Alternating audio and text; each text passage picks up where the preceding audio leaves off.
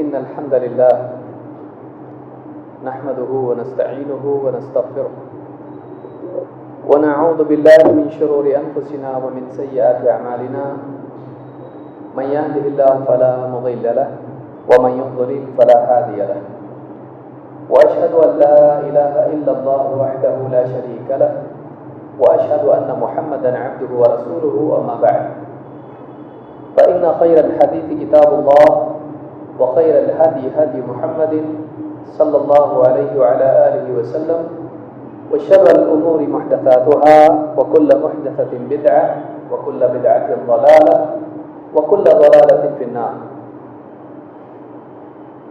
قال شيخ الإسلام محمد بن عبد الوهاب رحمه الله تعالى: والرب هو المعبود، والدليل قوله تعالى: يا أيها الناس اعبدوا ربكم الذي خلقكم والذين من قبلكم لعلكم تتقون الذي جعل لكم الأرض فراشا والسماء بناء وأنزل من السماء ماء فأخرج به من الثمرات رزقا لكم فلا تجعلوا لله أندادا وأنتم تعلمون.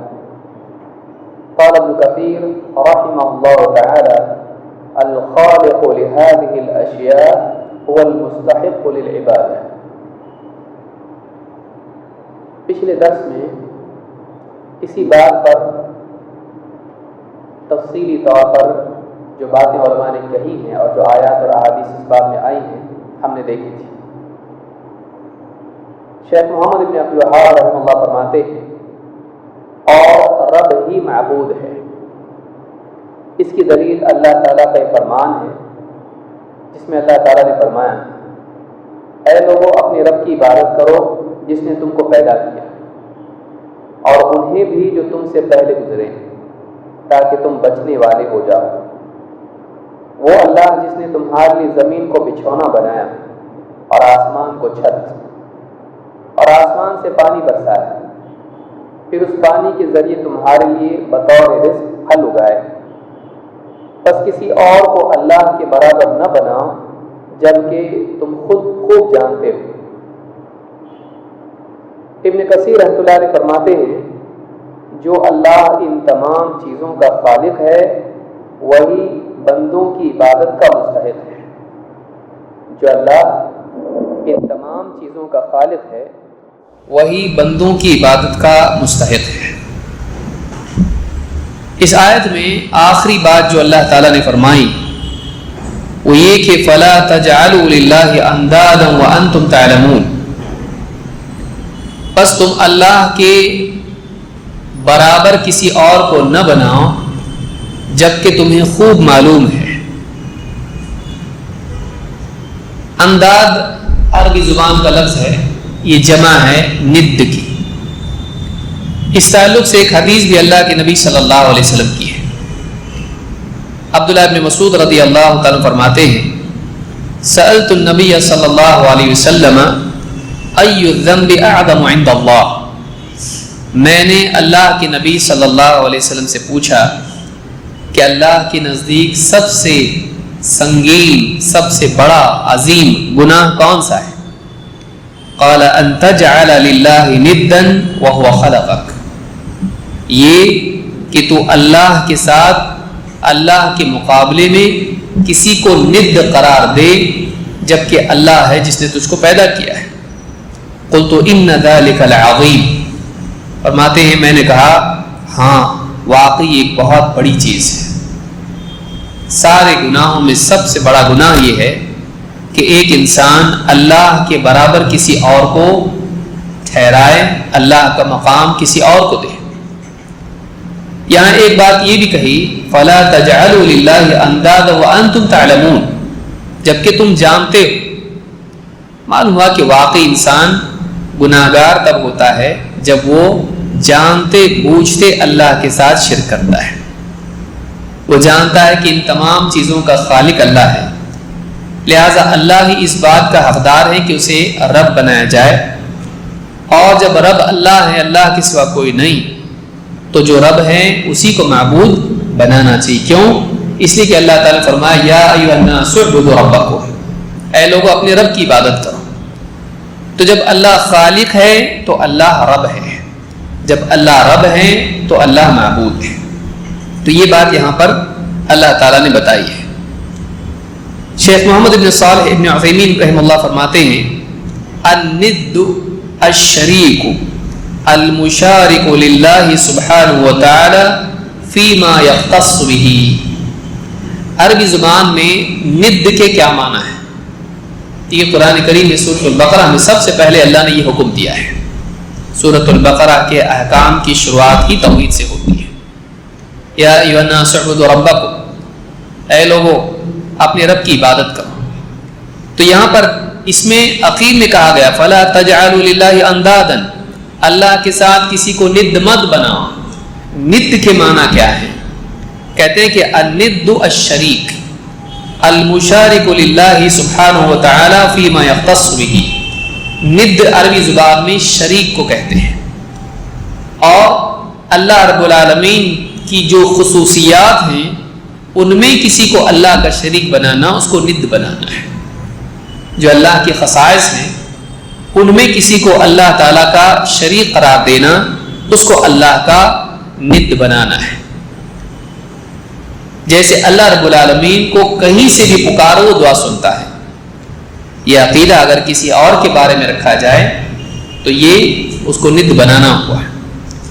لیکن بندے سنتے ہیں اور اللہ بھی سنتا ہے، تو یہ ماننا کہ بندے سنتے ہیں یہ اللہ کے برابر کرنا نہیں ہوا۔ ہاں، برابر کرنا یہ ہوا، ند بنانا یہ ہوا کہ جیسے اللہ سنتا ہے ویسے بندے بھی سنتے ہیں۔ تو اللہ تعالیٰ کے خصائص میں اللہ کا شریک قرار دینا یہ کسی کو ند بنانا ہے، اس بات کو یاد رکھنا چاہیے۔ ابن اثیر رحمہ اللہ فرماتے ہیں الانداد جمع ند بالکسر، انداد فلا تجعلوا للہ اندادا، تو انداد یہ لفظ ند کی جمع ہے۔ وهو مثل الشيء الذي يضاده في اموره ويناده اي يخالفه، کہتے ہیں کہ ند کسی چیز کی طرح کسی اور چیز کو کہتے ہیں، اور وہ اس کے مثل ہوتی ہے، اس کے مخالف ہوتی ہے، اس کی ٹکر کی، اس کی برابری کی، اس کی مخالفت والی، اس جیسی، اسی لیے بعض اس میں ہمسر کا لفظ بھی استعمال ہوتا ہے کہ اس کا برابر والا ہے۔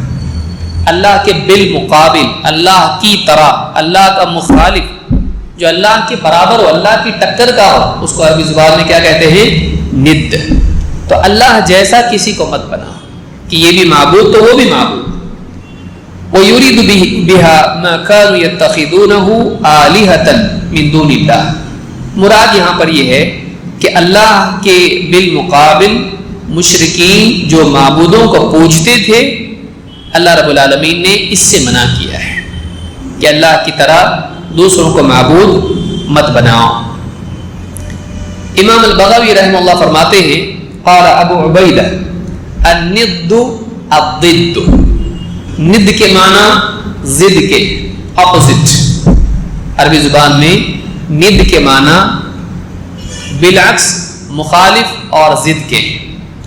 وَهُوَ مِنَ الْأَزْدَادِ، کہتے ہیں کہ وہ ازداد میں سے ہے، انداد ازداد۔ وَاللَّهُ تَعَالَى بَرِيءٌ مِّنَ الْمِثْلِ وَالضِّدِّ، اور اللہ تعالیٰ اس سے بری ہے کہ کوئی اس کی طرح ہو یا کوئی اس کے بالمقابل ہو، اس کی ٹکر کا ہو۔ وَأَنْتُمْ تَعْلَمُونَ، اللہ نے کہا کہ جانتے بوجھتے تو اللہ کے برابر کسی کو مت بناؤ۔ کہا کہ وَأَنْتُمْ تَعْلَمُونَ أَنَّهُ وَاحِدٌ خَلَقَ هَذِهِ الْأَشْيَاءَ، اور تم جانتے ہو کہ وہ تنہا ہے، وہ اکیلا ہے، وہ اکیلا ہے، واحد ہے، جس نے ان تمام چیزوں کو پیدا کیا ہے۔ تمام چیزیں اپنے وجود میں اللہ کی محتاج ہیں، تو اللہ کے برابر کیسے ہو سکتی ہے؟ اللہ تعالیٰ اپنے وجود میں کسی کا محتاج نہیں، نہ اس کی کوئی شروعات ہے نہ اس کی کوئی انتہا ہے، لیکن مخلوقات جتنی بھی ہوں ان کی ایک شروعات ہے، تو جس کی شروعات ہے وہ اس کے برابر، اس کی طرح کیسے ہو سکتی ہے جس کی کوئی شروعات نہیں، جو اپنے وجود میں کسی کا محتاج نہیں ہے۔ مخلوق اور خالق برابر نہیں ہو سکتے ہیں۔ تو یہ باتیں اس آیت کے ضمن میں ہم نے دیکھی تھی۔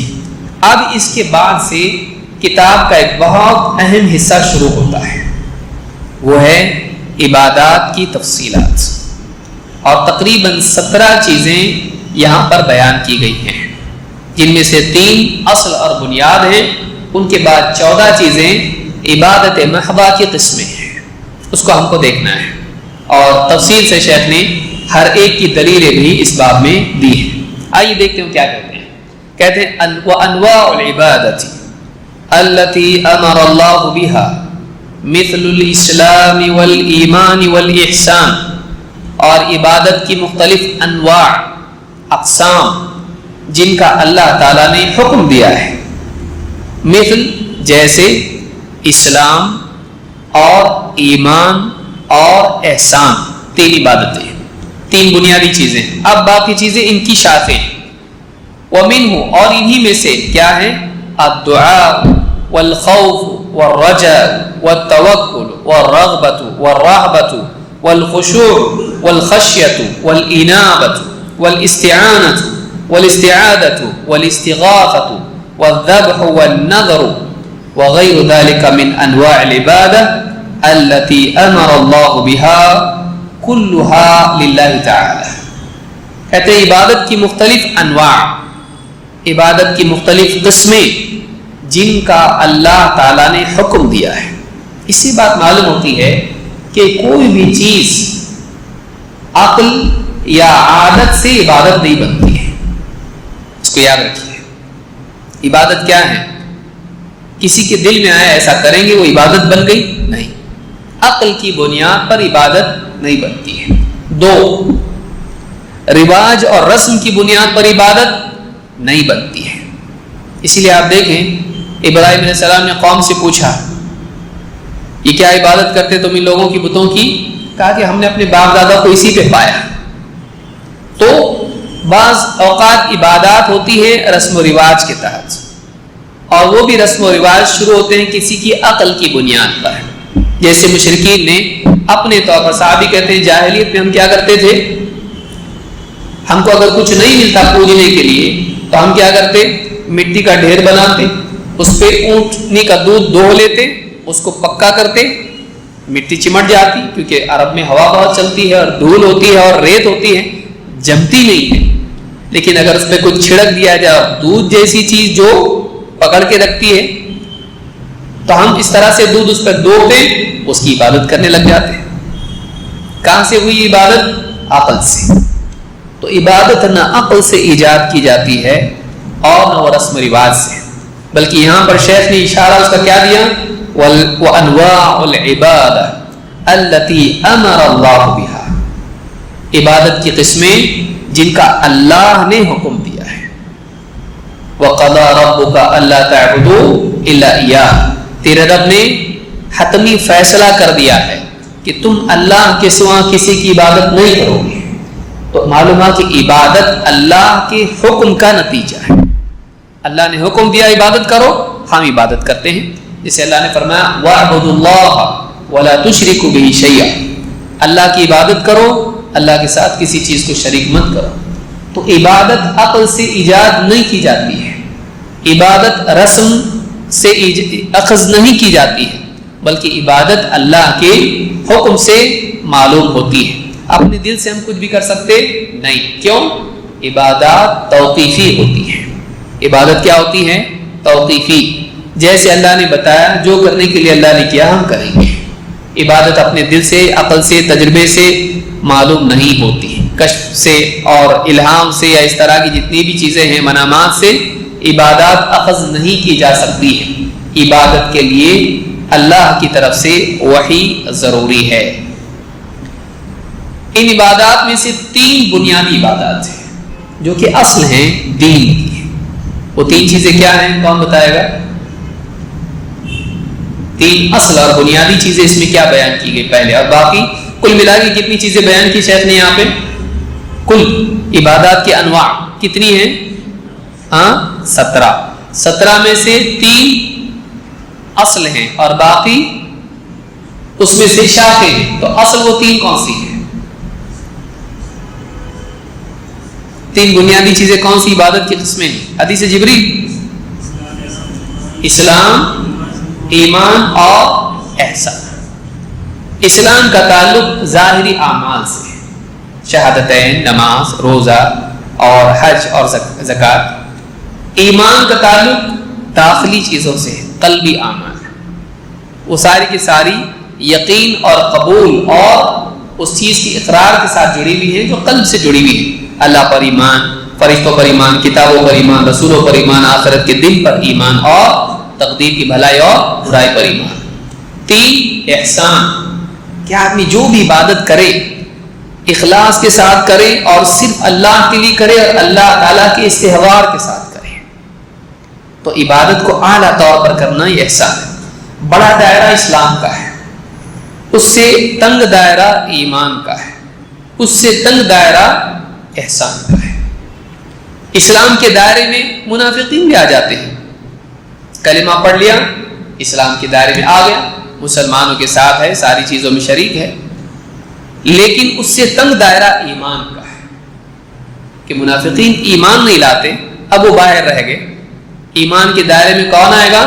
اسلام کے ساتھ ساتھ ان کے پاس ایمان بھی ہو، ظاہری اقرار کے ساتھ ساتھ قلبی یقین و اقرار بھی ہو، تو اب ایمان کے دائرے میں تھوڑے لوگ آتے ہیں، سارے نہیں آتے، کچھ لوگ اس میں سے چھٹ جاتے ہیں۔ اس سے تنگ دائرہ احسان کا ہے کہ ایمان اور اسلام کا اہتمام تو کر رہے ہیں، لیکن احسان بھی ہے کہ اعمال جب کر رہے ہیں تو اللہ کے استحوار کے ساتھ۔ یہ سب کچھ نہیں کر سکتے ہیں کیونکہ بہت سے لوگوں کی عبادت غفلت والی ہوتی ہے، بہت سے لوگوں کی عبادات ریا والی ہوتی ہے، تو اس دائرے میں خاص بندے اللہ کے آتے ہیں جو احسان والے ہیں۔ تو یہ بات یاد رکھیں کہ 3 دائرے ہیں یا 3 مراتب ہیں، لیولز ہیں۔ پہلا مرتبہ اسلام، اس سے اعلیٰ مرتبہ ایمان، اس سے اعلیٰ مرتبہ احسان۔ یا دائرے کی شکل میں آپ دیکھیں، بڑا دائرہ، پھر اس سے چھوٹا دائرہ، اس سے چھوٹا دائرہ۔ تو چھوٹے دائرے میں جو لوگ آتے ہیں وہ خاص لوگ ہیں، اللہ کے مقرب ترین بندے، کہ جن کی عملی زندگی بھی پاک، جن کا عقیدہ بھی صاف ستھرا اور ایمان و یقین والا، اور پھر جو بھی عمل کریں اس عمل میں اخلاص اور ایمان احسان کی کیفیت ان کو نصیب ہوتی ہے، اللہ ہی کے ذکر اور اخلاص اور رضا کے لیے وہ عمل کرتے ہیں۔ تو یہ 3 چیزیں، تو پہلی 3 چیزیں شیخ نے یہاں پر بیان کی کہ عبادات کی قسم، کیونکہ سب عبادت ہے۔ پھر اس کے بعد 14 چیزیں اور بیان کی جس کی تفصیل آگے ایک ایک ہم کو دیکھنا ہے، شروع میں اجمالاً پھر تفصیلاً۔ یہ بھی ایک اچھا طریقہ ہے تعلیم کا کہ کچھ چیزیں شروع میں اجمالی طور پر بیان کر دی جائیں، پھر ایک ایک کو لے کے اس کی تفصیل بیان کی جائے۔ تو 14 چیزیں کیا ہیں؟ کہتے وَمِنْهُ الدعاء، پہلی چیز کیا ہے؟ دعا۔ دعا ہم سب جانتے ہیں، اللہ کو پکارنا۔ 2 والخوف، دوسری چیز کیا ہے؟ خوف، اللہ کا ڈر۔ 3 والرجاء، رجا امید، اللہ سے امید رکھنا۔ 4 والتوکل، اللہ پر اعتماد، اللہ پر بھروسہ، توکل۔ پھر والرغبہ، کتنا نمبر ہے یہ؟ نمبر کتنا ہے؟ 5 التوکل، یہ 4 ہے توکل، دعا، خوف، رجا، توکل۔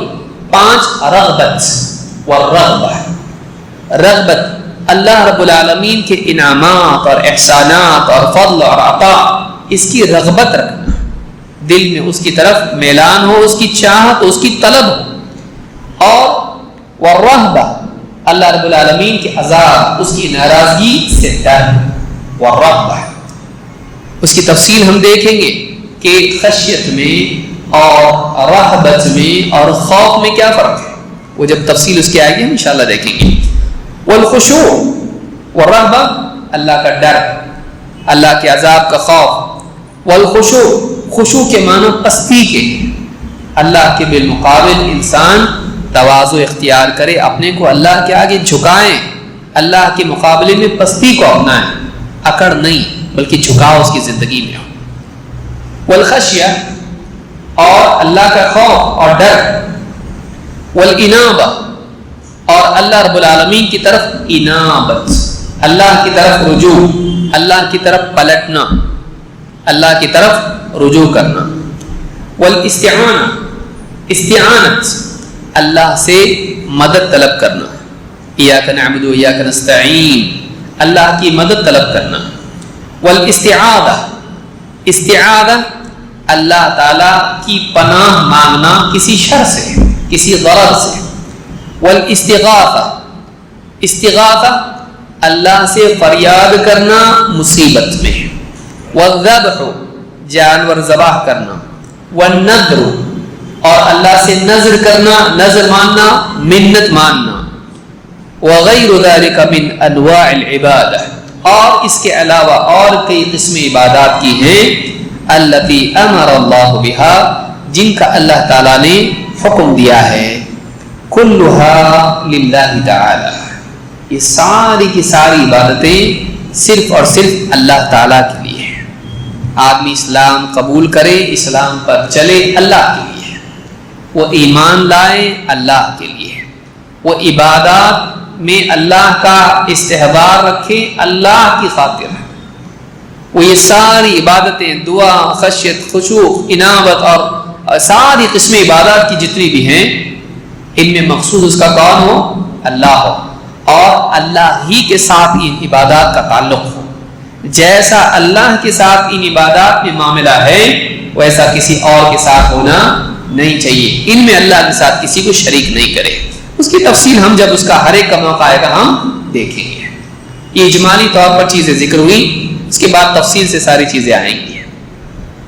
ابن تیمیہ رحمۃ اللہ علیہ فرماتے ہیں فَكَمَالُ الْمَخْلُوقِ فِي تَحْقِيقِ فِي عُبُودِيَّتِهِ لِلَّهِ وَكُلَّمَا ازْدَادَ الْعَبْدُ تَحْقِيقًا لِلْعُبُودِيَّةِ ازْدَادَ كَمَالُهُ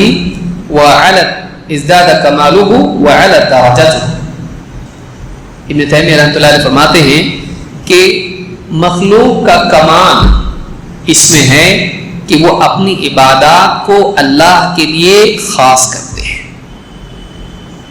وہ عبادات کا اہتمام کریں اللہ کے لیے۔ بندوں کا کمال اس میں ہے۔ آدمی کامل کب بنتا ہے؟ جب وہ اللہ کا بندہ بنتا ہے، کامل درجے میں۔ جتنا بندگی میں کمال پیدا ہوگا، کہتے ہیں وہ کلما ازداد العبد تحقیقا للعبودیہ، جس قدر بندہ بندگی کے حق کو کمال درجے میں ادا کرتا ہے، ازداد کمالہ وعلت درجتہ، ازداد کمالہ، اس کا کمال بڑھتا جاتا ہے، اس کا درجہ بھی اونچا ہوتا جاتا ہے۔ جتنا بندہ اللہ کے آگے اپنے کو جھکاتا ہے، اتنا اللہ کے ہاں اس کا مقام اونچا ہوتا ہے۔ جتنا بندہ بندگی جتنی زندگی میں آتی ہے، اتنا اللہ کے ہاں اس کے ہاں رفعت اس کو ملتی ہے۔ اللہ کے مقابلے میں جتنی ذلت، اللہ کے ہاں اتنی رفعت، اس کو یاد رکھیے۔ اللہ کے آگے، اللہ کے ہاں مقام پانے کے لیے اپنا مقام کھونا پڑتا ہے۔ جب آدمی اپنے مقام کو، اپنی بڑائی کو کھوتا ہے، تب جا کے اللہ کے ہاں وہ اونچا ہوتا ہے۔ سجدے کی حالت کو آپ دیکھیے، اللہ اکبر کہہ کے اپنے آپ کو کیا کرتا ہے؟ زمین پہ ڈال دیتا ہے۔ تو آپ یہ بتائیے کہ سب سے زیادہ اللہ کے قرب کی ہے کیفیت، حالت کون سی ہے؟ کون سی ہے؟ اور سجدے میں دو چیزیں جمع ہیں، سجدے میں جاتے وقت بھی، جانے کے بعد بھی، اور مقال سے بھی اور حال سے بھی۔ مقال سے زبان سے، حال سے اپنے حال سے، ظاہراً و باطناً۔ سجدے میں جاتے وقت کیا بولتا ہے آدمی؟ ہاں، سبحان ربی الاعلیٰ بولتا ہے جاتے وقت۔ جاتے وقت کیا ہوتا ہے؟ اللہ اکبر۔ تو بڑائی کس کی؟ اللہ کی۔ اور اس کے جسم کی حالت کیا ہے؟ جھکاؤ، جا رہا ہے، خود اپنے آپ کو نیچے کرتا ہے، اور اقرار کس کا ہے؟ اللہ کی بڑائی۔ اچھا، چلا گیا، جانے کے بعد کیا بول رہے ہیں؟ سبحان ربی الاعلیٰ۔ سجدے میں جا کے بھی اللہ کی بڑائی کا اقرار کر رہا ہے کہ پاک ہے میرا رب تمام عیوب سے۔ جھکاؤ ہے تو میرے لیے، جھکنا کس کے لیے ہے؟ میرے لیے، لیکن اللہ کے لیے کوئی عیب نہیں ہے. وہ کیسا ہے؟ اونچا ہے. نیچا پن میرے لیے ہے اللہ کے مقابلے میں، اللہ کے لیے نہیں. اللہ سب سے کیا ہے؟ سبحان ربی الاعلی، پاک ہے میرا رب جو سب سے اعلیٰ ہے.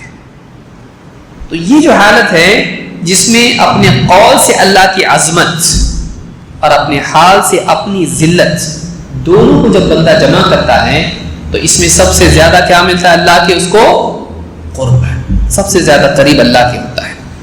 اللہ اونچا ہے، اللہ سے قرب ملنا بندے کے لیے بھی کیا ہے؟ رفعت اور منزلت کی اونچائی، مقام اونچا ہوتا ہے. لہذا کوئی بندہ کبر کے ساتھ اللہ کا قرب یا اونچا مقام نہیں پا سکتا ہے. اللہ تک پہنچنے کے لیے اپنے آپ کو جھکانا پڑتا ہے اللہ کے مقابلے میں. اسی لیے کہتے ہیں فَكَمَالُ الْمَخْلُوقِ فِي تَحْقِيقِ عُبُودِيَّتِهِ لِلَّهِ، مخلوق کا کمال بندگی کے حق ادا کرنے میں چھپا ہوا ہے. اس کی بنا بندگی کا کتنا تو حق ادا کرتا ہے، تو کتنا بندہ اللہ کا ہے، یا پھر تیری بندگی بٹی ہوئی ہے.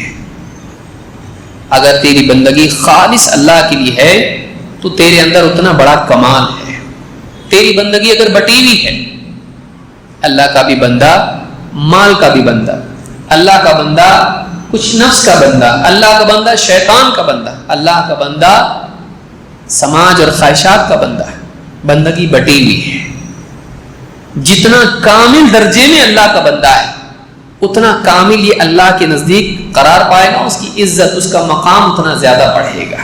یہ کون کہہ رہا ہے؟ ابن تیمیہ رحمۃ اللہ علیہ. اسی لیے آپ دیکھیں گے جہاں جہاں شرک کے مقامات ہیں، اللہ کے نبی صلی اللہ علیہ وسلم کے لیے اللہ تعالیٰ نے بندگی کا لفظ استعمال کیا ہے. قرآن کے بارے میں اللہ نے چیلنج کیا سب کو، اس جیسی کتاب لے آؤ. شرک کا مقام اللہ نے کیا لفظ استعمال کیا؟ وَإِن كُنتُمْ فِي رَيْبٍ مِّمَّا نَزَّلْنَا عَلَىٰ عَبْدِنَا فَأْتُوا بِسُورَةٍ مِّن مِّثْلِهِ. اگر تمہیں اس کتاب میں شک ہو جسے ہم نے اپنے بندے پر نازل کیا ہے، لے آؤ اس طرح کی کوئی صورت. تو کس پر نازل کیا ہے؟ ہمارے بندے پر. تو کمال کا مقام بندہ ہے. تو شرک کے مقام پہ اللہ نے بندے کا لفظ استعمال کیا. اور دیکھیے معراج میں اللہ کے رسول صلی اللہ علیہ وسلم کو آسمان کی سیر کرائی گئی، شرف کی چیز ہے جس میں آپ نے انبیاء کی امامت کی. اللہ نے لفظ کیا استعمال کیا؟ سبحان الذی اسری بعبدہ لیلا من المسجد الحرام الی المسجد الاقصی. پاک ہے وہ اللہ، پاک ہے وہ ذات، پاک ہے اللہ رب العالمین جس نے جو راتوں رات لے گیا اپنے بندے کو مسجد حرام سے مسجد اقصی تک. یہاں بھی کیا استعمال کیا لفظ؟ بندہ. بندگی کمال اللہ کے لیے ہو تو کمال ہے، مخلوق کے لیے ہو تو ذلت ہے. اسی لیے اللہ نے کیا لَهُمْ قُلُوبٌ لَا يَفْقَهُونَ بِهَا وَلَهُمْ أَعْيُنٌ لَا يُبْصِرُونَ بِهَا وَلَهُمْ آذَانٌ لَا يَسْمَعُونَ بِهَا. کہ کہا کہ یہ جو ہے ان کے کان ہیں لیکن ان کے دل ہیں لیکن یہ سوچتے نہیں، ان کے کان ہیں لیکن سنتے نہیں، آنکھیں لیکن دیکھتے نہیں. اولئک کالانعام، یہ چوپایوں کی طرح، بل ہم اضل، بلکہ اس سے بھی غیر گزرے ہیں، اس سے بھی راہ بھٹکے ہوئے ہیں. تو اللہ کے ساتھ شرک کرنے والوں کو اللہ نے چوپایوں سے زیادہ ذلیل بنایا، چوپایوں کی طرح ہی ہے. لیکن اللہ کی بندگی اختیار کرنے والے اللہ رب العالمین نے ان کی تعریف کی. تو معلوم یہ ہوا کہ بندہ جتنا کمال درجے میں اپنے ظاہر و باطن، اپنے قول و عمل کو اللہ کے لیے خالص کر دے اتنا اونچا مقام اللہ کے ہاں اس کو ملتا ہے.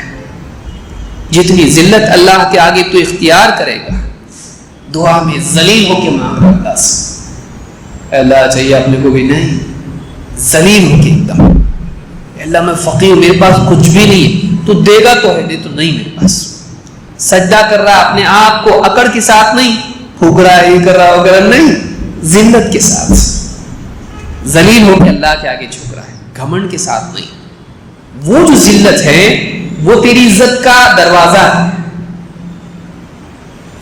اللہ کے آگے ذلت کو اپنانا، یہ عزت کا دروازہ ہے، اس کے سوا کوئی عزت کا دروازہ نہیں ہے، اس کے سوا کوئی عزت کا دروازہ نہیں ہے۔ اللہ کے آگے عزت اپنانا، گھمنڈ اپنانا یقینی دروازہ ہے ذلت کا، جیسے آگے آیت آئی ہے۔ اللہ کے مقابلے میں آدمی کا گھمنڈ بہت خطرناک چیز ہے، آگے ہم دیکھیں گے۔ ابن تیمیہ رحمۃ اللہ علیہ، یہاں سوال ہی پیدا تھا عبادت کیا ہے۔ ابن تیمیہ رحمۃ اللہ علیہ فرماتے ہیں العبادہ اسم جامع لکل ما یحبہ اللہ ویرضاہ من الاقوال والاعمال الظاہرہ والباطنہ۔ کہتے ہیں العبودیہ میں انہوں نے اس کو ذکر کیا، اپنی کتاب العبودیہ میں ابن تیمیہ رحمۃ اللہ علیہ نے اس کی تعریف کی۔ کہتے ہیں عبادت ایک جامع لفظ ہے۔ جامع کس کو کہتے ہیں؟ جس میں بہت ساری چیزیں جمع ہو جاتی ہیں، بہت کچھ اس میں آ جاتا ہے۔ اسی لیے مسجد جامع کس کو کہتے ہیں؟ جس میں جمعہ کے لیے لوگ جمع ہوتے ہیں۔ جمعہ کیوں کہتے ہیں؟ جمع ہوتے ہیں، آدم علیہ السلام جمع ہوئے ہیں، تو قیامت کے دن بھی سب جمع ہوں گے۔ جمعہ یوم الجمع، اللہ نے کہا قیامت کے دن کو یہ جمع ہونے کا دن ہے۔ تو العبادہ اسم جامع، عبادت ایک جامع لفظ ہے، کمپریہنسو، انکلوسیو، بہت ساری چیزیں اس میں آ جاتی ہیں۔ لکل ما یحبہ اللہ ویرضاہ، یہ لفظ عبادت ہر اس چیز کے لیے بولا جاتا ہے جس کو اللہ پسند کرتا ہے اور جس سے اللہ راضی ہوتا ہے۔ قرآن میں جہاں جہاں اللہ نے بتایا اللہ ان کو پسند کرتا ہے، ان سے محبت کرتا ہے اور اللہ تعالیٰ کو یہ پسند ہے، قرآن میں حدیث میں، تو وہ چیز کیا ہو گئی؟ عبادت۔ جس چیز کے بارے میں اللہ نے بتایا اللہ اس سے راضی ہوتا ہے، وہ بھی کیا ہو گئی؟ عبادت۔ اللہ کی محبت اور اللہ کی رضا کا تذکرہ جن اعمال کے ساتھ آئے وہ عبادت ہے، اللہ کی محبت اور اس کی رضا۔ پھر یہ کون سے اعمال؟ من الاقوال والاعمال، چاہے وہ اقوال ہو، اقوال جو زبان سے آدمی بولتا ہے، ذکر، تلاوت، دعوت۔ من الاقوال والاعمال، چاہے وہ بدن سے کیے جانے والے اعمال، لیکن بدن والے اعمال میں بھی تقسیم ہے، الظاہرہ والباطنہ، چاہے بدن میں وہ ہاتھ پاؤں سے کیے جانے والے ہوں، آنکھ کان سے کیے جانے والے ہوں، یا پھر وہ دل سے کیے جانے والے ہوں، الظاہرہ والباطنہ۔ تو عبادت ایک ایسا جامع لفظ ہے جو ان تمام چیزوں کے لیے بولا جاتا ہے جنہیں اللہ پسند کرتا ہے اور جن سے راضی ہوتا ہے، چاہے وہ اقوال ہو، اعمال ہو۔ تو پہلے دو تقسیم کی، اقوال اور اعمال، پھر اعمال کی دو تقسیم کی، ظاہری اعمال اور باطنی اعمال۔ یاد رہے گا، عبادت ایک جامع لفظ ہے جو ان تمام چیزوں کے لیے بولا جاتا ہے جنہیں اللہ کیا، جو آپ بولے وہ کیا، کون بولے گا؟ عبادت ایک عبادت کی تعریف کون بتائے گا؟ عربی میں نہیں، اردو میں بھی چلے گا، عربی میں بولے تو ماشاءاللہ، کون بتائے گا؟ آپ کو نہیں معلوم، پوچھنے والا تھا میں، ورنہ آتے نہیں ہم لوگ ہیں۔ کون بتائے گا عبادت کی تعریف کیا ہے؟ بھائی اللہ نے کیوں پیدا کیا ہم کو؟ عبادت کی۔ عبادت یعنی کیا؟ کوئی غیر مسلم اگر پوچھا تو کیا بولیں گے؟ عبادت کا مطلب عبادت۔ تو چیز کی تعریف اسی سے کرنا، الفاظ کی کثرت ہے، معنی کی قلت، تشویش کھڑے بتائے گا عبادت کے معنی کیا ہے۔ عبادت کی تعریف ابن تیمیہ رحمۃ اللہ علیہ نے کیا بیان کی ہے؟ سرگوشی نہیں، کھڑے ہو۔ عبادت ایک جامع لفظ ہے، عبادت اس چیز کو بولا جاتا ہے جس سے اللہ راضی، اور عبادت مبنی اللہ اس سے راضی ہو اور اللہ اس کو پسند کرے۔ اور آگے عبادت اس چیز کو کہتے ہیں اور بدن، چاہے وہ ایسا، یہاں سے شروع کریں، دوسرا جملہ، چاہے وہ اقوال ہو یا زبان سے شروع کرنا۔ کلمہ، اب یاد ہے کلمہ کو پڑھتا آدمی پہلے، سب سے پہلے کیا کرتا آدمی؟ کلمہ پڑھتا، چاہے وہ اقوال ہو، اور پھر اس کے بعد کلمے کے بعد کیا ہے؟ نماز۔ ہاں، تو چاہے وہ اقوال ہو یا اعمال۔ پھر اعمال میں دو ہو گئے، کون سے؟ ظاہری اور باطنی۔ ٹھیک، اور کون بتائے گا؟ ماشاء اللہ. چلیے آپ کے لیے راستہ ہموار ہو گیا. ایک آدمی ہمت کر کے ذبح ہو گیا. اب کون بتائے گا؟ یہاں سے ہم لوگ سننے آئے, بولنے نہیں آئے. ہاں آپ بتائیے, بولنے آنا چاہیے آپ کو. اگر مان لیجئے عیسائیوں کا مجمع بیٹھا ہوا ہے, ہزاروں لوگ بیٹھے ہیں, اور بولے ہم کو بتائیں گے تو ہم مانیں گے, لیکن ہم کو بتاؤ عبادت کیا ہے. اور آپ سوچ رہے فون لگا رہے مولوی صاحب کو, لگ رہا ہی نہیں فون.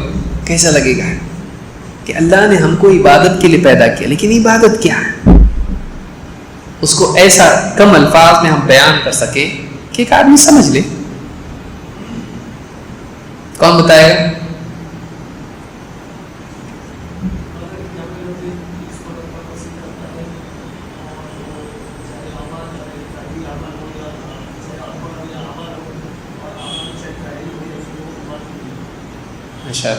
عبادت ایک جامع لفظ ہے جن میں جو ہر اس چیز پر بولا جاتا ہے جسے اللہ پسند کرتا ہے یا اس سے راضی ہوتا ہے, چاہے وہ اقوال ہو یا اعمال ہو, ظاہری ہو یا باطنی ہو. Short and sweet. العبادہ اسم جامع لكل ما يحبه الله ويرضاه من الاقوال والاعمال الظاہرہ والباطنہ. تو یہ عبادت کی تعریف ہوئی ہے. شیخ نے یہ بات بیان کر کے عبادت کی مختلف انواع ذکر کی. کتنی قسمیں ذکر کی ہیں؟ 17 ذکر کی ہے نا. اب اس کے بعد دلیل ذکر کی کہ اخیر میں جملہ کیا کہا؟ وَكُلُّهَا لِلَّهِ تَعَالَى. یہ ساری کی ساری عبادات کس کے لیے خاص ہیں؟ اللہ کے لیے. اس کی دلیل کیا ہے؟ فرماتے ہیں والدلیل قوله تعالی وَأَنَّ الْمَسَاجِدَ لِلَّهِ فَلَا تَدْعُوا مَعَ اللَّهِ أَحَدًا. یہ سورہ الجن کی آیت نمبر 18 ہے. کیا کہا؟ اللہ تعالیٰ نے فرمایا کہ مسجدیں اللہ ہی کی ہیں, مسجدیں اللہ ہی کے لیے ہیں, تو فَلَا تَدْعُوا مَعَ اللَّهِ أَحَدًا, تو اللہ کے ساتھ کسی اور کو نہ پکارو.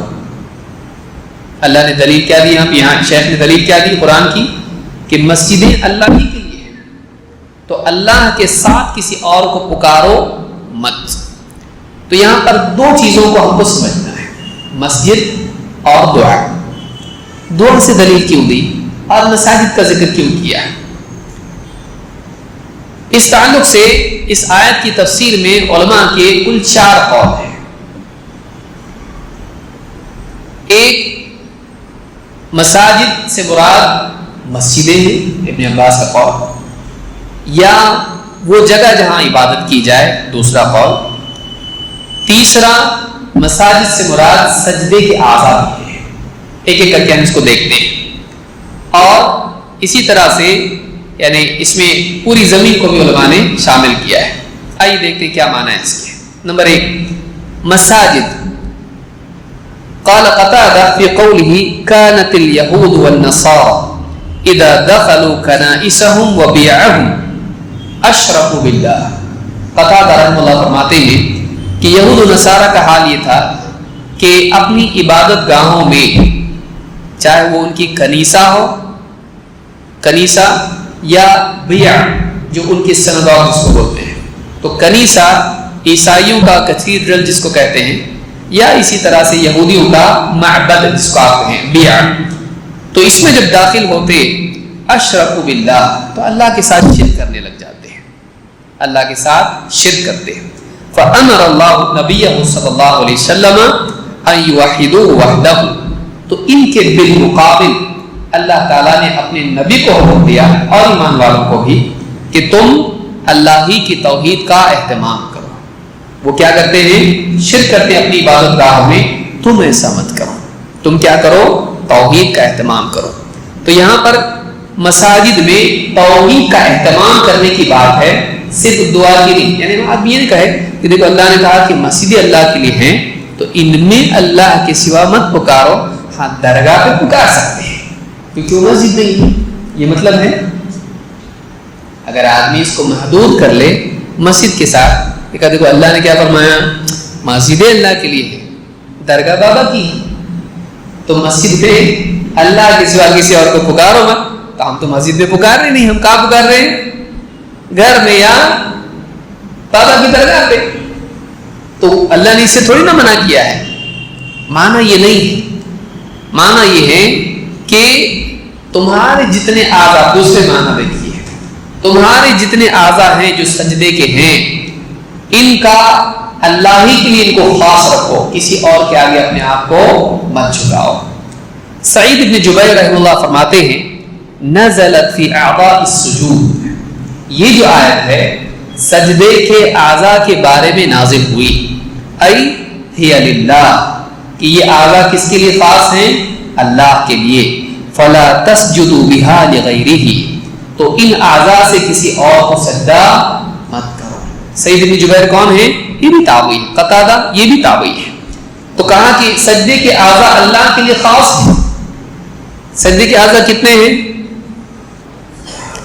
7. اللہ کے نبی صلی اللہ علیہ وسلم نے ان کو بتایا. آگے ہم دیکھیں گے. عطا رحمہ اللہ فرماتے ہیں مساجدک اعضاؤک التی امرت ان تسجد علیہا، تیری مساجد، مسجد کا لفظ کس سے بنا ہے؟ سجدہ سے. وہ وقت اور وہ جگہ جہاں سجدہ کیا جائے اس کو کیا کہتے ہیں؟ مسجد. اس کو سمجھنے کے لیے ایک آسان، یہ مفعل کے وزن پر ہے. جیسے مغرب، معلوم ہے لفظ مغرب؟ لفظ معلوم ہے کسی کو؟ سب کو معلوم ہے. مغرب کس کو کہتے ہیں؟ جہاں سورج غروب ہوتا ہے. کیا اس وقت کو بھی مغرب کہتے ہیں جس میں سورج غروب ہوتا ہے؟ مغرب ہوئی. تو مغرب کے وقت کو بھی مغرب کہتے ہیں، اور صنف کو بھی، جگہ کو بھی مغرب کہتے ہیں. تو غربا سے مغرب بنتا ہے، وقت اور جگہ. سجدہ سے کیا بنتا ہے؟ سجدہ، سجدہ کرنا، اس سے کیا لفظ بنتا ہے؟ مسجد. اب اس میں 2 چیزیں آتی، کیا؟ سجدے کا وقت اور سجدے کی جگہ. تو مساجد اللہ کے لیے ہیں. کوئی بھی سجدے کا وقت وہ کس کے لیے خاص ہے؟ کوئی بھی سجدے کی جگہ کس کے لیے خاص ہے؟ تو اس کو مسجد کے لیے خاص کر سکتے ہیں؟ نہیں. اسی لیے عطا رحمہ اللہ یہ بھی تابعی ہے، کیا کہتے ہیں؟ مساجدک اعضاؤک التی امرت ان تسجد علیہا، تیری مساجد، مسجد اللہ ہی کے لیے خاص ہیں. کہتے مساجد سے مراد اس آیت میں کیا ہے؟ یہ تیرے وہ اعضاء ہیں جن پر تجھ کو سجدہ کرنے کا حکم دیا گیا ہے. لا تذللها لغیر خالقها، ان کے خالق کی بجائے کسی اور کے آگے جھکا کر ان کو ذلیل مت کر. کیا کہتے ہیں؟ تیری پیشانی، تیری ناک، تیری ہتھیلیاں، تیرے گھٹنے، تیرے دونوں پنجے یعنی پاؤں کی، اطراف القدمین انگلیاں پاؤں کی، ان کو اللہ کے سوا کسی اور کے آگے جھکا کے ان کو ذلیل مت کر. یہ کس کے لیے خاص ہیں؟ کیونکہ ان کا خالق کون ہے؟ اللہ ہے. اسی لیے آپ دیکھیں گے سجدے کی آیت میں اللہ نے خالق کا ذکر کیا ہے. وَمِنْ آيَاتِهِ اللَّيْلُ وَالنَّهَارُ وَالشَّمْسُ وَالْقَمَرُ، اللہ کی نشانی میں سے رات، دن، سورج، چاند. تفصیل سے ہم دیکھ چکے ہیں اس آیت کو. لا تسجدوا للشمس ولا للقمر واسجدوا للہ الذی خلقہن، تم سورج کو سجدہ مت کرو، چاند کو مت کرو، بلکہ اس کو سجدہ کرو جس نے ان کو پیدا کیا ہے. اس آیت میں بتایا گیا کہ سجدہ خالق کو کیا جاتا ہے، مخلوق کو نہیں. تو کہا کہ ان کے خالق کے سوا کسی اور کو سجدہ کر کے ان کو ذلیل مت کر، کہ خالق تو وہ سجدہ کسی اور کو کر رہا تھا، تو اللہ نے اس سے منع کیا ہے. اللہ کے نبی صلی اللہ علیہ وسلم فرماتے ہیں امرت ان اسجد علی 7 اعظم، مجھے 7 ہڈیوں پر سجدہ کرنے کا حکم دیا گیا ہے. 7 ہڈیاں کون سی ہیں؟ آپ نے کہا علی الجبہہ، پیشانی. آپ نے کیا کہا؟ علی الجبہہ، پیشانی پر. واشار بیدہ علی انفہ، اور آپ نے اشارہ کیا اپنی ناک کی طرف. یہ وہ حدیث ہے جس میں قول اور فعل دونوں جمع ہوتے ہیں، لہذا دونوں کو جمع کرنا ضروری. نبی کے قول کی تشریح کے لیے نبی کا فعل بھی ضروری ہے. آپ نے قول سے کیا کہا؟ पेशानी, और हाथ कहाँ रखा? नाक पे। तो क्या नौज़ बिल्लाह पेशानी यहाँ है? नहीं, आपने इशारे से क्या बताया? पेशानी के साथ नाक भी है। तो आपने कौल से तो पेशानी कहा और इशारा किस पे किया? नाक पे। यानी पेशानी के साथ क्या टिकना चाहिए? नाक भी। तो कौल और फ़िल दोनों जमा करेंगे। उमिरतु अन अस्जुदा अला सबअति अअज़म अला अल-जबहा व अशारा बियदिही अला अनफिही वल यदैन, और दोनों हाथ, व रुकबतैन दोनों घुटने, व अतराफिल क़दमैन और दोनों कदम के सिरे यानी पाँव की उंगलियां। कुल मिला के कितने हुए? 7। बाज़ रिवायतों में चेहरा भी आया, तो चेहरे में क्या आता है? पेशानी और नाक, ये दोनों भी सज्जे में टिकना चाहिए। इसीलिए एक रिवायत में है कि नबी सल्लल्लाहु अलैहि वसल्लम ने सज्जा किया और उस रात बारिश हुई और सलाम फेर के जब आप पलटे और बैठे, साहबी कहते हैं हमने आपकी पेशानी और नाक पर मिट्टी का असर देखा। क्यों? इसलिए कि पेशानी के साथ साथ नाक भी आपकी ज़मीन पर टिकी थी। इससे उलमा ने ये भी इस्तेदलाल किया है कि नमाज में अगर मिट्टी नाक में लग जाए तो नमाज में साफ करने की ज़रूरत नहीं है। इतना एकदम साफ सुथरा अल्लाह के आगे जिल्लत रहने दी, वो मिट्टी जो नाक पे लगी है आपने सलाम तक उसको साफ नहीं किया, क्योंकि आप सलाम के बाद फिर के बैठे जब पलट के, जैसे कि सुन्नत है कि इमाम जब सलाम फेरे तो क्या करें? पलट के मुक्तदियों की तरफ रुख करके बैठे। तो आपकी पेशानी पर क्या थी और नाक पर मिट्टी कीचड़ लगा हुआ था, क्योंकि आपने कीचड़ ही में सज्जा किया था। लेकिन नमाज में आपने साफ किया नहीं। तो जिल्लत है, अल्लाह के आगे जिल्लत इख्तियार करना ये इंसान के लिए शर्फ की चीज़ है।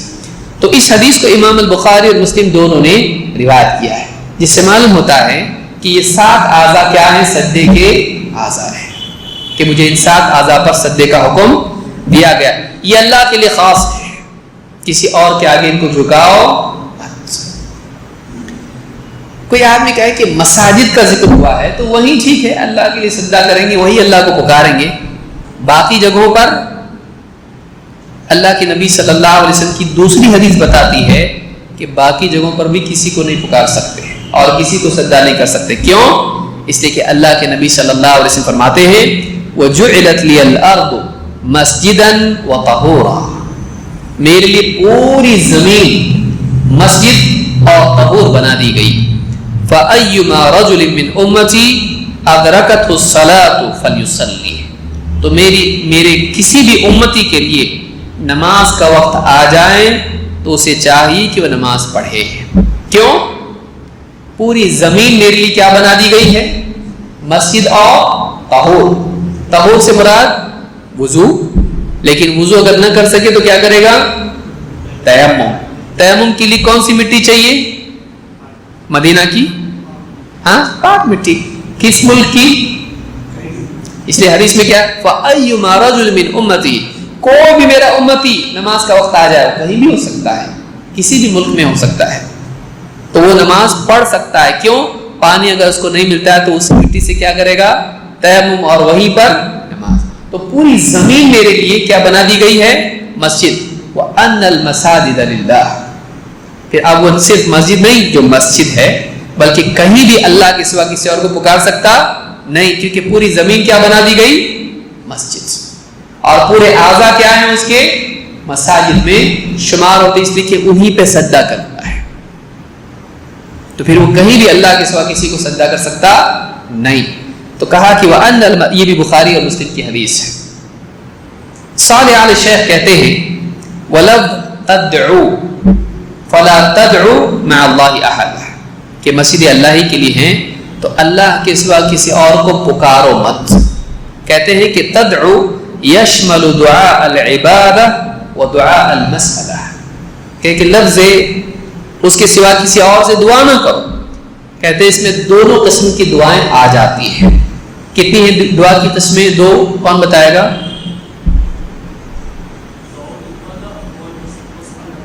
दुआ उल इबादा और दुआ उल मसअला, इनमें क्या फर्क है? कौन बताएगा? या इनकी मिसालें कौन देगा?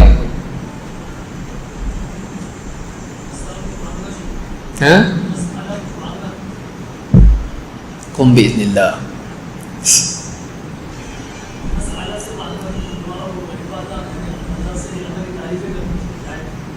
اللہ کو پکارنا، اللہ کی حمد و ثنا یا اللہ کی تحمید و تقدیس تنزیل کے اعتبار سے بھی ہو سکتا ہے.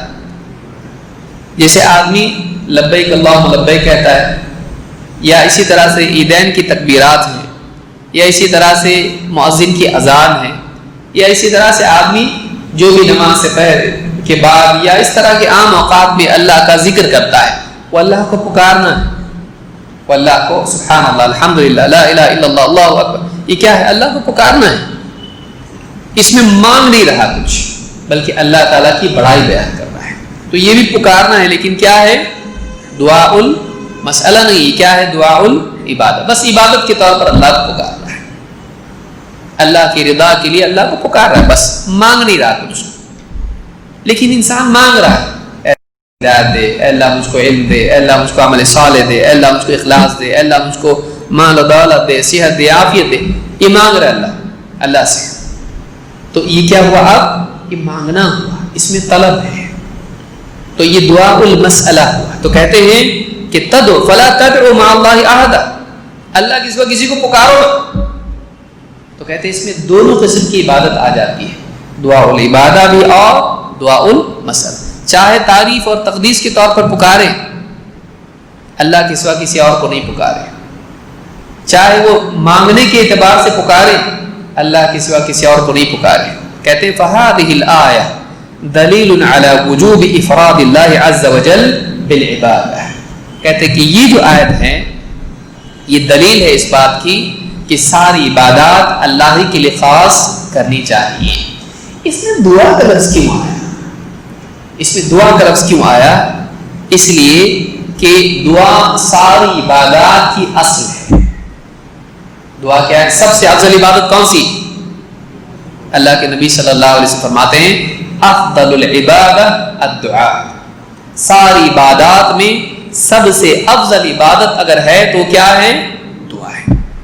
تو ساری عبادات میں افضل دعا کو عبادت کو ذکر کر دیا گیا تاکہ اس کے ضمن میں ساری چیزیں، ساری عبادات کی قسمیں آ جائیں. بلکہ باقی عبادات میں بھی مطلوب اللہ تعالیٰ کو پکارنا ہے، چاہے اپنے مقال سے ہو یا اپنے حال سے ہو. ایک آدمی کیا چاہتا ہے عبادت کے ذریعے سے؟ اللہ رب العالمین تک پہنچے، اللہ کا قرب اس کو ملے، اللہ اس کو دیکھے، اللہ اس سے راضی ہو، اللہ اس کو دنیا اور آخرت میں عطا کرے. تو وہ اپنے حال سے اللہ سے مانگنا ہے. اسی لیے دعا کیا ہے؟ اب دعا العبادہ حدیث میں آیا جس آگے آئے گا. کہتے ہیں وَمَنْ صَرَفَ مِنْهَا شَيْئًا، شیخ محمد ابن عبدالوہاب کہتے ہیں وَمَنْ صَرَفَ مِنْهَا شَيْئًا لِغَيْرِ اللَّهِ فَهُوَ مُشْرِكٌ كَافِرٌ. یہ ساری عبادات کی قسمیں بیان کی ہیں. کہتے ہیں ان عبادات میں سے کسی بھی عبادت میں کچھ بھی اگر اللہ کے علاوہ کسی اور کے لیے کوئی عبادت صرف کرتا ہے فَهُوَ مُشْرِكٌ كَافِرٌ، تو وہ آدمی مشرک ہے، کافر ہے. دو لفظ استعمال کی، کیا کہا؟ وہ مشرک ہے اور کافر ہے. اللہ کی کسی عبادت میں کسی کو جانتے بوجھتے شریک کرنے والا مشرک بھی ہے اور کافر بھی ہے. مشرک ہے اپنے فعل سے، کافر ہے انجام کے طور پر. ہر مشرک کافر ہوتا ہے. والدلیل قوله تعالی، اس کی دلیل کیا ہے؟ شیخ کہتے ہیں وَمَن يَدْعُ، اللہ تعالیٰ فرماتا ہے وَمَن يَدْعُ مَعَ اللَّهِ إِلَٰهًا آخَرَ لَا بُرْهَانَ لَهُ بِهِ فَإِنَّمَا حِسَابُهُ عِندَ رَبِّهِ إِنَّهُ لَا يُفْلِحُ الْكَافِرُونَ. سورہ المؤمنون آیت نمبر 117. کیا کہتے ہیں؟ جو اللہ کے ساتھ کسی اور معبود کو پکارے، لہذا اللہ کے بالمقابل کسی کو معبود بنانے کے لیے عبادت کی کس قسم کو اللہ نے ذکر کیا؟ پکارنا. تو اللہ کے ساتھ، یہ نہیں کہا اللہ کو چھوڑ کے پھر کسی اور کو پکارے. کیا کہہ رہا ہے یہاں پہ؟ مع اللہ، اللہ کے ساتھ، یعنی چاہے وہ اللہ کو مانتا ہو. وَمَن يَدْعُ مَعَ اللَّهِ إِلَٰهًا آخَرَ، جو پکارے اللہ کے ساتھ کسی اور کو معبود بنا کر، بطور معبود اللہ کے سوا کسی اور کو پکارے، لا برہان لہ بہ، اس کے پاس اس کے اس عمل کے لیے کوئی برہان، کوئی دلیل نہیں ہے، فإنما حساب عند ربہ، اور اس کا حساب تو اس کے رب کے پاس ہی ہے۔ اس کا حساب لینے والا کون ہے؟ اللہ اس کا یقیناً حساب لے گا۔ حدیث میں ہے من حوسب عذب، جس کا حساب لیا گیا اس کو عذاب ہوگا، جس کا حساب لیا گیا اس کو عذاب ہوگا۔ فإنما حسابه عند ربه، اور اخیر میں کہا انه لا يفلح الكافرون، یقیناً کافر فلاح نہیں پائیں گے۔ تو شروعات کہاں سے ہوئی؟ اللہ کے ساتھ کسی اور معبود کو پکارنا۔ آخر میں ایسے لوگوں کو کیا قرار دیا اللہ نے؟ انہ لا یفلح الکافرون، کافر کامیاب نہیں ہوں گے۔ تو اللہ کے ساتھ کسی اور کو پکارنے والے کو اللہ نے کیا قرار دیا؟ کافر۔ اللہ کے ساتھ کسی اور کو پکارنا کیا ہے؟ شرک ہے۔ تو شرک کرنے والے کو اللہ نے کیا کہا؟ کافر۔ تو معلوم ہوا کہ جو آدمی اللہ کے سوا کسی اور کو پکارے یہ مشرک بھی ہے اور کافر بھی ہے۔ اور شیخ نے یہاں پر دعا کی مثال وَأَنَّ الْمَسَاجِدَ لِلَّهِ فَلَا تَدْعُوا مَعَ اللَّهِ أَحَدًا، اللہ کے سوا کسی اور کو پکارو مت، کیونکہ تمام عبادات کا خلاصہ اور مقصود اللہ کو پکارنا ہے۔ تمام عبادات کیا ہیں؟ اللہ کے تقرب کے لیے، وہ اللہ کو پکارنا۔ تو اسی لیے یہاں پر اللہ نے کہا جو اللہ کے سوا، اللہ کے ساتھ کسی اور معبود کو پکارے، تو اللہ نے خاص طور سے شرک کے لیے کون سی عبادت کا تذکرہ کیا؟ دعا۔ تو ایسے لوگوں کو اللہ نے کیا قرار دیا؟ کافر۔ اس کی اور بھی مثالیں ہیں، جیسے قرآن کریم میں اللہ تعالیٰ نے فرمایا قُلْ يَا أَيُّهَا الْكَافِرُونَ، آگے کیا ہے؟ لا اعبد ما تعبدون، اے نبی آپ کہیے اے کافرو، یا ایھا الکافرون، اے کافرو، لا اعبد ما تعبدون، میں ان کی عبادت نہیں کرتا جن کی تم عبادت کرتے ہو۔ تو تم عبادت کرتے ہو دوسروں کی، یہ عمل کیا ہے؟ شرک ہے، لیکن ان کو لقب کیا ملا؟ کافر کا۔ معلوم ہے کہ شرک کرنے والے کیا ہوتے ہیں؟ کافر۔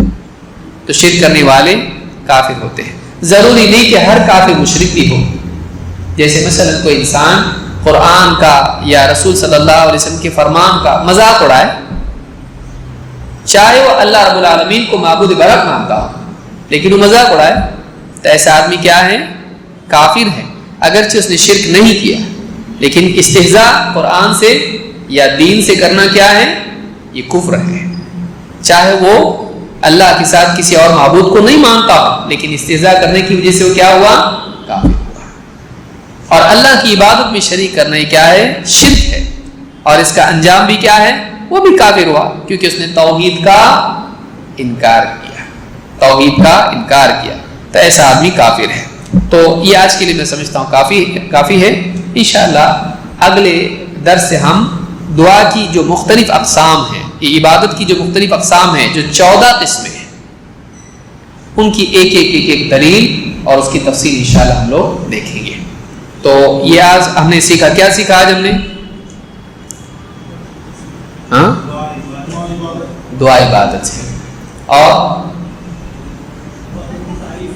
عبادت کی تعریف ہم نے سیکھی، اور کیا سیکھا؟ عبادت کی قسمیں، کتنی قسمیں بیان ہوئی ہیں؟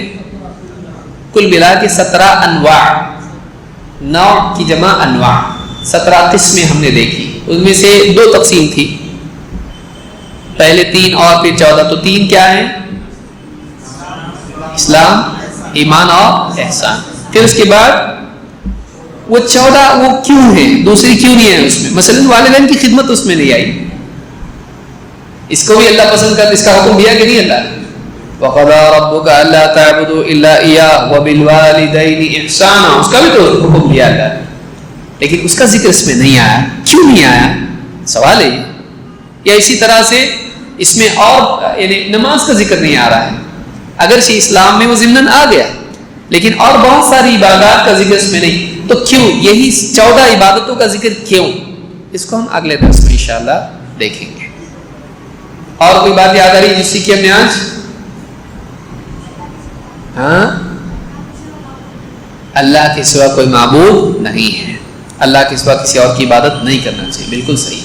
تو یہ چیزیں ہم نے آج دیکھی، انشاءاللہ مزید اس کی تفصیل اگلے درس سے ہم ایک ایک عبادت کی قسم دیکھیں گے اور اس کے معنی کیا ہے۔ جیسے مثلا پہلی عبادت کی قسم کیا تھی؟ امن ہو الدعاء، سب سے پہلی قسم کیا ذکر کی یہاں پر؟ دعا۔ تو دعا کیا ہے؟ اللہ کے سوا کسی اور سے دعا کرنا، اس کا حکم کیا ہے؟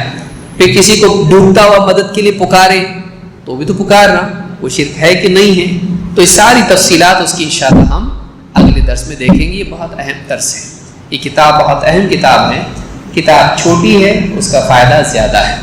اگر اس کو ہم اچھے طریقے سے سیکھیں گے ہم عقیدے میں پکے ہوں گے۔ اگر ہم اس کو نہیں سیکھیں گے اور دین کے تعلق سے باریکیاں نہیں جانیں گے، ممکن ہے ہم کہیں نہ کہیں خلل میں اور یعنی خبط میں مبتلا ہوں اور ہو سکتا ہے ہم گمراہ ہوں۔ عقیدے کو صحیح طور پر سیکھنا بہت ضروری ہے، اس کو زمانہ لگتا ہے، وقت لگتا ہے، لیکن آدمی اس میں پکا ہوتا ہے، پکا ہوتا ہے، پکا ہونا ضروری ہے۔ زیادہ جاننے والا کچا اور ضروری جاننے والا پکا۔ ہم کو کیا بننا ہے اس میں سے ہم کو خود انتخاب کرنا ہے، ہم آپ کو انتخاب کرنا ہے۔ بہت زیادہ معلومات ہیں، ان بعض اوقات کیا رہتا ہے گھر میں تھوڑی چیزیں ہیں، ضرورت کی جتنی تھی وہ سب ہیں، ہر چیز اپنی جگہ پہ رکھی ہوئی ہے، جیسا ضرورت پڑتی ملتی، ایک گھر یہ ہے، ٹھیک، ضرورت کی ساری چیزیں ہیں اور اس سے زیادہ نہیں، جتنی ضرورت تھی اتنی ہے، ہر چیز اپنی جگہ پہ رکھی ہوئی ہے، معلوم ہے کون سی چیز کہاں پہ ہے، جیسے ضرورت پڑتی فوراً وہ مل جاتی ہے۔ دوسرا گھر بہت چیزیں ہیں لیکن کون سی چیز کہاں رکھی معلوم نہیں، غیر ضروری چیزیں اتنی زیادہ گھر میں ہیں کہ ضرورت پڑنے پر ضرورت کی چیز ملتی نہیں۔ ایسا اگر ہمارا دماغ ہو یا ایسا اگر ہمارا دماغ ہو، ہمارا اپنا انتخاب ہے۔ اسی لیے اللہ کے نبی صلی اللہ علیہ وسلم کیا مانگتے تھے؟ اللہم انی اسألک علما نافعا، اے اللہ میں نفع بخش علم تجھ سے مانگتا ہوں، جو واقعی ہماری زندگی کے لیے نفع بخش ہو۔ ضروری علم سیکھنا اور اس کو سلیقے سے اپنے دل میں سنبھال کے رکھنا، ایسی جگہ کہ ضرورت پڑنے پہ وہ ڈھونڈنے سے مل جائے، یہ بہت ضروری ہے۔ اللہ تعالیٰ اس بات کی ہم سب کو توفیق عطا فرمائے۔ تو علم کا یاد کرنا، اس کا استحضار اور اس سے انتفاع و دوسروں کو نفع بخشی، یہ ساری چیزیں بہت بڑی خیر ہے۔ اس کو سیکھیں، یاد رکھیں، اور نوٹس اس کے جو ہیں کس کے پاس دکھائی تو نہیں دے رہے، تو کیوں نہیں دکھائی دے رہے ہیں؟ اردو والے تو کم سے کم دکھنا چاہیے، کسی کے پاس نوٹس نہیں ہے، تو جو ذمہ دار ہیں اس کے ان سے آپ پوچھیں اور نوٹس حاصل کریں۔ تو 40 کے دکھ رہے ہیں مجھ کو، ہاں غلطی سے آ گئے، مجھ کو یہاں سے دکھ رہا ہے 40 کے نوٹ سے، ہاں جلدی میں آ گئے۔ تو نوٹس حاصل کریں اور ان پہ اپنے جو بھی تعلیقات ہیں، جو بھی بات یہاں سیکھتے ہیں وہ آپ اس پہ لکھیں، گھر پہ جا کے پڑھیں، بیوی بچے ان کو سکھائیں۔ یہ کتاب جس نے پکی کی عقیدے کے بارے میں بہت پکا آدمی بن جاتا ہے۔ یہ کتاب بہت اہم ہے۔ بڑے بڑے علماء، شیخ بن باز، شیخ عثیمین، شیخ صالح الفوزان، شیخ ربیع اور شیخ یعنی عبدالعزیز آل شیخ، یا اسی طرح سے اور بڑے بڑے علماء ہیں، ان سب نے یہ کتاب پڑھائی، ان سب نے یہ کتاب پڑھائی۔ اگر میں لسٹ گناؤں، اگلے 10 میں گناؤں گا کس کس نے پڑھا ہے اس کتاب کو، آپ کو واقعی اہمیت محسوس ہوگی کتاب کتنی اہم ہے۔ تو اس کتاب کو سیکھنا چاہیے، اس کا آپ ترجمہ حاصل کریں، انشاءاللہ کوشش کریں گے اگلے ہفتے جو رومن اور ہندی والے ہیں اللہ آسان کریں، انشاءاللہ ان کے لیے بھی وہ نوٹس ہم مہیا کریں گے اگلے درس میں۔ اس لیے خود بھی آئیں، دوسروں کو بھی اس کی دعوت دیں۔ ہفتے میں آپ کے پاس 7 دن ہیں، 7 دن میں 24 گھنٹے ہر دن کے ہیں۔ آپ ایک آدمی کو تیار نہیں کر سکتے آنے کے لیے، اگر کر سکتے ہیں تو بہت خوش قسمت ہے۔